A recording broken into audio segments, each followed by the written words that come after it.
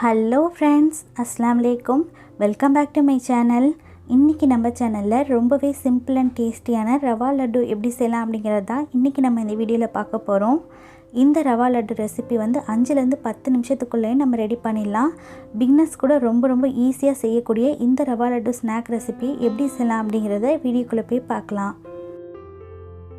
ரவா லட்டு செய்கிறதுக்காக ஒரு பேனில் நான் 2 டேபிள் ஸ்பூன் அளவுக்கு நெய் ஆட் பண்ணிக்கிறேன். நெய் வந்து உங்களோட விருப்பம் தான், நீங்கள் எவ்வளோ வேணும்னாலுமே ஆட் பண்ணிக்கலாம். நெய் நல்லா ஹீட் ஆனதுக்கப்புறமா 1/4 கப் அளவுக்கு உடைச்ச முந்திரி ஆட் பண்ணிக்கோங்க. முந்திரியும் உங்களோட விருப்பம் தான், நீங்கள் எவ்வளோ வேணும்னாலுமே ஆட் பண்ணிக்கலாம். முந்திரி லைட்டான கோல்டன் ப்ரௌன் ஆகிற வரைக்கும் ஃப்ரை பண்ணிக்கோங்க. முந்திரி லைட்டாக கலர் சேஞ்ச் ஆனதுக்கப்புறமா இது கூட வந்து 1/4 கப் அளவுக்கு ரேசில்ஸ் ஆட் பண்ணிக்கிறேன். ரேசில்ஸ் வந்து நல்லா பலூன் மாதிரி உப்பி வரணும். முந்திரியும் வந்து நல்ல கலர் சேஞ்ச் ஆகணும், அது வரைக்கும் நல்லா ஃப்ரை பண்ணிக்கோங்க. நட்ஸில் வந்து முந்திரியும் திராட்சையும் மட்டும்தான் ஆட் பண்ணணும் அப்படின்னு கிடையாது. இதுக்கு பதிலாக நீங்கள் பிஸ்தா, பாதாம் இந்த மாதிரி எந்த நட்ஸ் வேணுனாலுமே நீங்கள் ஆட் பண்ணிக்கலாம், அது உங்களோட விருப்பம்தான். இப்போ நம்ம ஆட் பண்ண முந்திரியும் திராட்சையும் நல்ல கலர் சேஞ்ச் ஆகிடுச்சு. இது கூட 1/2 கப் அளவுக்கு நம்ம ரவை ஆட் பண்ணிக்கலாம். நான் வந்து நல்லா நைஸாக இருக்கிற ரவை எடுத்திருக்கேன், அதனால வந்து நான் இதை வந்து பொடி பண்ணிக்காமல் அப்படியே டைரெக்டாக ஆட் பண்ணிக்கிட்டேன். உங்களுக்கு வந்து மொத்தமான ரவை கிடச்சிது அப்படின்னா மிக்சியில் வந்து பல்ஸில் விட்டு ஒரே ஒரு டைம் அரைச்சி அதுக்கப்புறமா ஆட் பண்ணிக்கோங்க. ரவை வந்து கொஞ்சம் நைஸாக இருந்தால் தான் லட்டு பிடிக்கிறதுக்கு நமக்கு ஈஸியாக வரும். இப்போது ரவையை வந்து கலர் சேஞ்ச் ஆகிடாமல் நம்ம ஃப்ரை பண்ணிக்கலாம். ரவை வந்து லைட்டாக வாசம் வரும், அந்த அளவுக்கு ஃப்ரை பண்ணிக்கிட்டால் போதும். கலர் வந்து சேஞ்ச் ஆகிடக்கூடாது.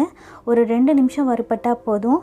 இப்போ நம்மளோட ரவையுமே ஒரு 2 நிமிஷம் நல்லா ஃப்ரை ஆகிடுச்சு. இந்த ஸ்டேஜில் நம்ம வந்து அடுப்பு ஆஃப் பண்ணிடலாம். ரவை வந்து ரெடி ஆகிடுச்சு. இது கூட வந்து ஒரு 1/2 கப் அளவுக்கு சுகரை நான் வந்து பொடி பண்ணி எடுத்திருக்கேன், அதையும் ஆட் பண்ணிக்கிறேன்.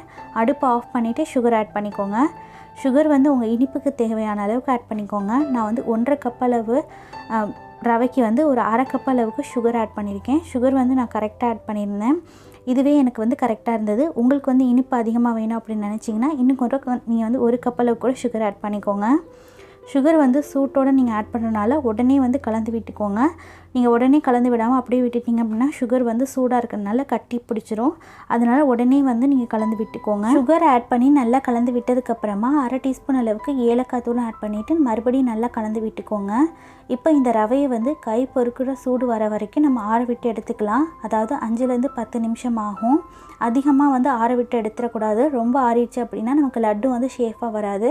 அதனால் கை பொறுக்கிற சூடு வரைக்கும் ஆற விட்டு எடுத்துக்கோங்க. இப்போ வந்து ரவை கை பொறுக்கிற சூடு வரைக்கும் வந்துருச்சு. இந்த ஸ்டேஜில் நான் வந்து ஒரு 1/4 கப் அளவுக்கு நெய்யை வந்து நல்லா வந்து மெல்ட் பண்ணி வச்சுருக்கேன். நெய்யும் வந்து கொஞ்சம் சூடோடு ஆட் பண்ணால் தான் நமக்கு வந்து லட்டு பிடிக்கிறதுக்கு வரும். அதனால் நெய்யை வந்து கொஞ்சம் சூடாகவே எடுத்துக்கோங்க.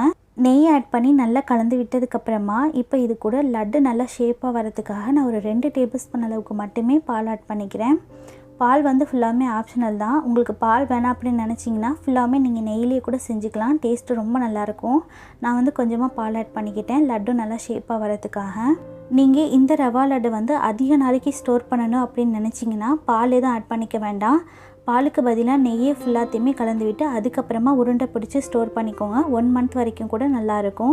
இதே நீங்கள் பால் ஆட் பண்ணிவிட்டு நீங்கள் வந்து உருண்டை பிடிச்சி வச்சுட்டிங்க அப்படின்னா 1 வீக் வரைக்கும் மட்டுமே தான் இந்த ரவா லட்டு நல்லாயிருக்கும். அதுக்கப்புறமா சீக்கிரமாகவே கெட்டு போயிடும். அதனால் அதுக்கு தகுந்த மாதிரி நீங்கள் வந்து நெய்யோ பாலை ஆட் பண்ணி அதுக்கப்புறமா ஸ்டோர் பண்ணிக்கோங்க. இப்போ நம்மளோட ரவா லட்டு பாருங்கள் நல்லாவே வந்து பிடிக்க வந்துருச்சு. சேஃபும் ரொம்பவே சூப்பராக வந்திருக்கு. இதே மாதிரி எல்லாத்தையுமே நம்ம வந்து ரெடி பண்ணி எடுத்துக்கலாம். மாவு அதாவது ரவையை வந்து கொஞ்சமாக எடுத்து நல்லா வந்து டைட்டான பாலாக ஃபஸ்ட்டு பிடிச்சிக்கோங்க. அதுக்கப்புறமா நார்மலாக வந்து உருட்டிக்கோங்க. நல்லா வந்து ஷேப் நமக்கு கிடச்சிரும். இதே மாதிரி எல்லாத்தையுமே நான் ரெடி பண்ணி எடுத்துக்கிட்டேன். இப்போ ஒன்று நான் உடச்சி காட்டுறேன். பாருங்கள் எந்த அளவுக்கு சாஃப்டாக இருக்குன்னு. கொஞ்சம் கூட உதிர்ந்து வரல. பர்ஃபெக்டாக நமக்கு வந்து ரவா லட்டு ரெடி ஆகிடுச்சு. இந்த ரவா லட்டு ரெசிபியை நீங்களும் உங்கள் வீட்டில் கண்டிப்பாக ட்ரை பண்ணி பாருங்கள். ரொம்பவே சிம்பிள் அண்ட் டேஸ்டியான ஈவினிங் ஸ்நாக் வந்து ரெடி ஆகிடுச்சு.